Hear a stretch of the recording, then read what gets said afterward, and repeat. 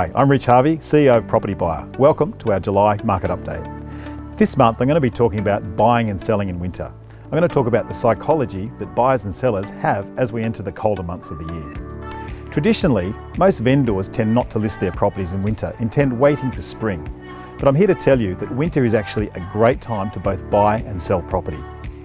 A lot of buyers go into hibernation mode, waiting for the warmer months to come ahead. But I'm here to tell you that you can actually find there's less buyer competition during those winter months.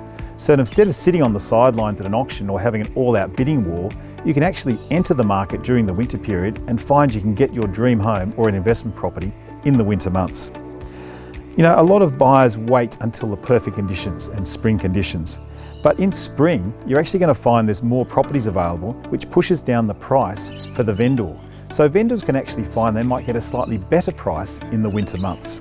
In terms of listing seasonality, there's really two peaks in the year. There's the time around March, April, just before Easter, and then the spring season around late October and November. They're the two traditional times when there's the most stock on the market.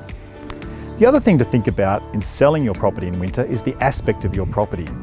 If your property's in a deep gully and it's south facing, you might actually be better off waiting until spring where there's more natural light. But if your property is north facing or west facing, winter can actually be an ideal time to sell when there's plenty of natural light still streaming through the window and making your home a cosy haven.